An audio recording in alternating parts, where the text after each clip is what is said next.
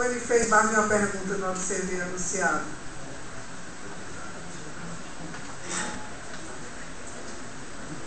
Luiz Antônio Abrantes Pequeno.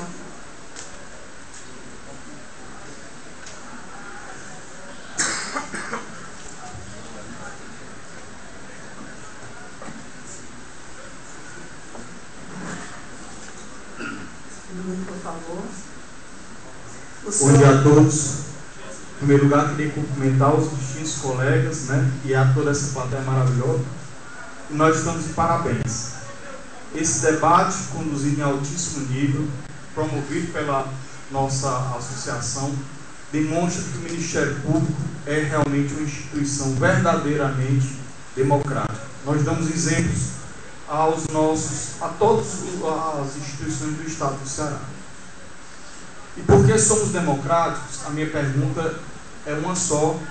Eu queria dirigir a todos os candidatos, mas por força do regulamento eu não posso.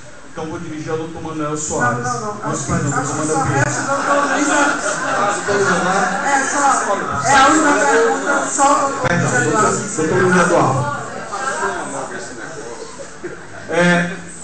A questão toda é o seguinte: se somos uma instituição democrática, nós sabemos que temos a democracia real e temos uma democracia legal. A democracia legal nos impõe um respeito à lei, e a lei diz que o governador tem o direito de escolher qualquer um dos três que compõem a lista tríplice, mesmo que seja o menos votado. Mas esse não é o anseio da classe. Enquanto a lei não é mudada, o anseio verdadeiro da classe, de todos aqueles que votam, é de que o escolhido que venha comandar a instituição desses 2 anos seja o mais votado.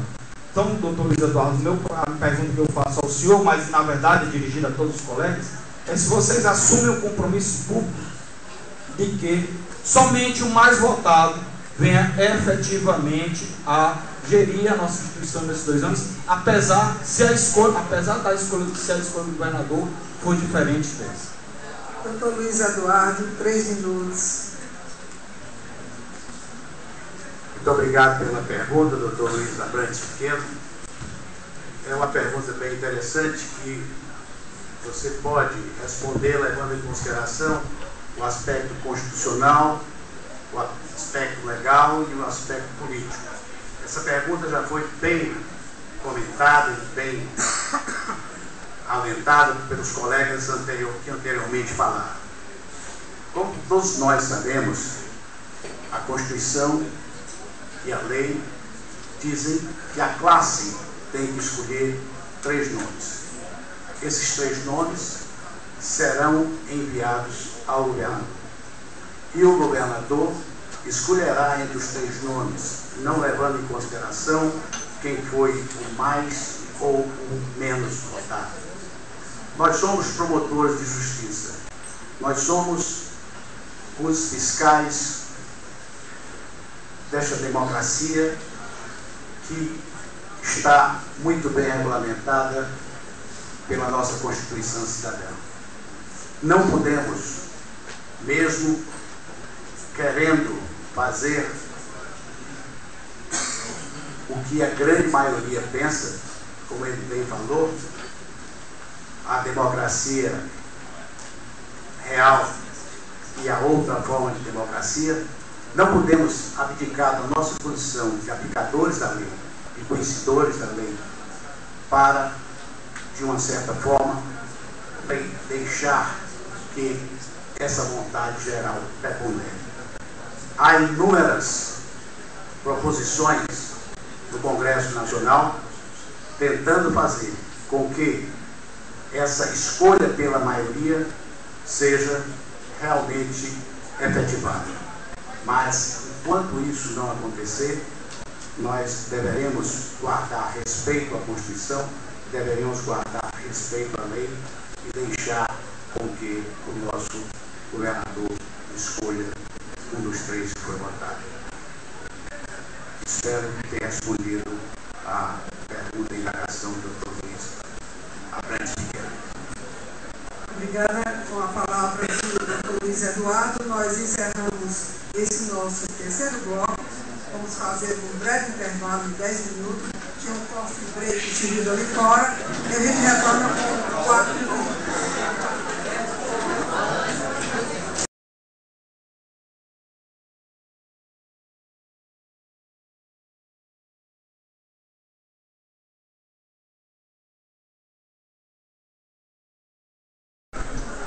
Reiniciamos o nosso debate depois desses minutinhos, né, dedicados ao relaxamento. Nós voltamos com o quarto bloco. Nesse bloco, novamente, candidato pergunta para candidato.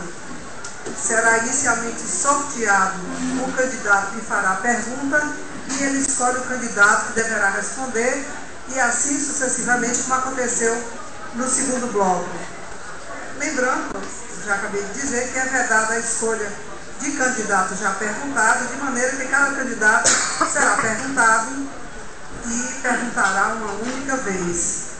O tempo estimado desse bloco é de 5 minutos, ou 50 minutos, com 1 minuto para a pergunta, 3 para a resposta e 1 para a réplica, 30 segundos de aviso e 15 segundos nas falas de 1 minuto.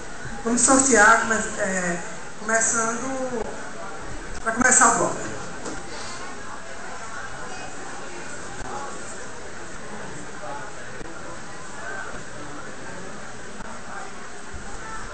Abrimos esse bloco com o Dr. Francisco Gomes, Dr. Gomes Câmara, fazendo a sua pergunta. Eu solicitaria que o senhor, por favor, antes de fazê-la, escolhesse o candidato já.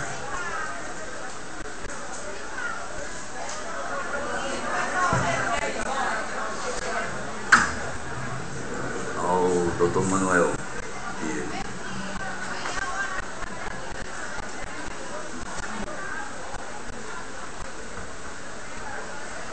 Dr. Manuel Pinheiro, com relação ao orçamento e a nossa autonomia financeira, qual é a sua visão, de acordo com o que nós temos hoje em termos de orçamento, e a previsão dentro da perspectiva de o senhor ser escolhido no período desses 2 anos, o que é que o senhor pretende implementar e qual é a sua perspectiva para depois da sua estadia como Procurador-Geral de Justiça? Quero agradecer a pergunta do colega Gomes Câmara e dizer que tem que haver primeiramente uma mudança de postura na negociação do orçamento. Eu citei alguns números no começo da minha participação e alguns colegas não estavam aqui, eu quero repetir isso porque são muito importantes. O Poder Judiciário tem gasto com pessoal da ordem de 570 milhões de reais. Nós, do Ministério Público, 158 milhões de reais. O Poder Judiciário tem o Fermoju, 195,5 milhões de reais. Nós, 1,1 milhão, que é 20% do FDIT. O Poder Judiciário tem à sua disposição 29 milhões para investir em instalação de sedes. Nós, 3 milhões 960, incluindo 1 milhão e 800 da sede do Cambé. O Tribunal de Justiça tem 1 milhão e 400 mil para investir na sua escola superior e nós, 570 mil reais. O Tribunal de Justiça tem 21 milhões para pagar de pai e a Procuradoria 11 milhões e 800. Por que isso?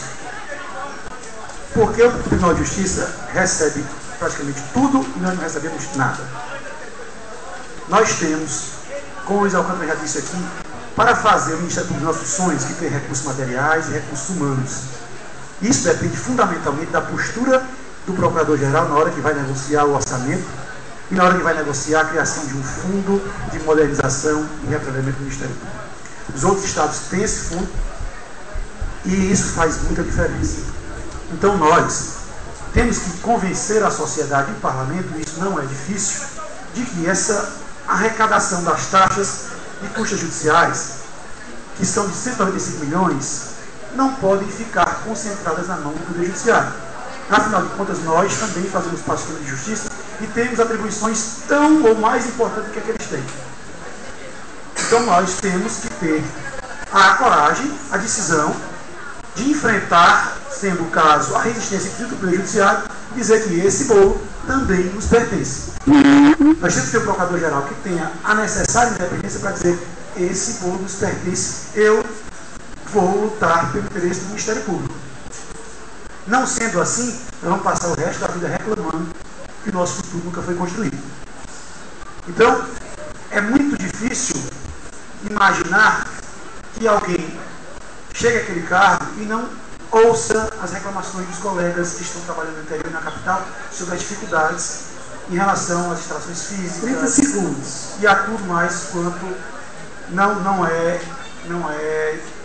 digno para o Ministério Público. E nós não queremos onerar o cidadão com mais uma taxa. O que nós queremos é divisão do FEMOJU. Mas é preciso que alguém chegue lá, candidato a procurador-geral e procurador-geral, sem querer ser desembargador. Porque quem chega lá querendo ser desembargador não tem coragem de tocar nesse assunto. Porque esse assunto afeta os superiores do tribunal. Tem que chegar alguém lá e dizer, eu quero ser promotor de justiça ou procurador de justiça. E só. Então, nós a vida toda, por favor, todos nós que estamos candidatos aqui, concorremos várias vezes para a associação, mas nenhum de nós concorreu para ser desembargador.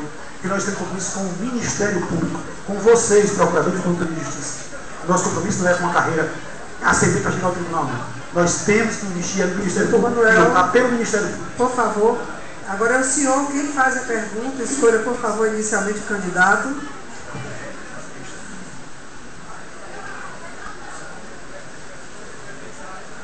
Eu queria fazer pergunta ao doutor Luiz Eduardo Santos. Oh, me perdoe. Eu voltei ali no coffee break desligada. Ele tem direito a uma réplica de 1 minuto, doutor Gomes. Desculpe, perdão. E era diferente agora também. Doutor Manuel, com certeza, quem chega lá precisa naturalmente querer permanecer promotor e procurador de justiça. E isso, eu aqui não posso falar pelos demais, cada um fala por si, mas eu, doutor João e o senhor, temos esse compromisso de permanecer na instituição, já fizemos isso. Nós fizemos concurso para promotor de justiça, para ser membro do Ministério Público, e iremos permanecer nela até que a morte nos separe. Quero dizer também que é importante, dentro dessa questão do orçamento, e por isso que friso bem isso, nós estamos estudando desde 2005, e nós vamos criar um grupo de gestão fiscal. Esse núcleo, ele vai monitorar todo o orçamento do Estado do Ceará. E a partir daí, nós teremos condições de dizer o que se fazer, o que se fez, e corrigir aquilo que naturalmente está sendo feito errado e o Ministério Público deve agir. Portanto, o senhor está de parabéns.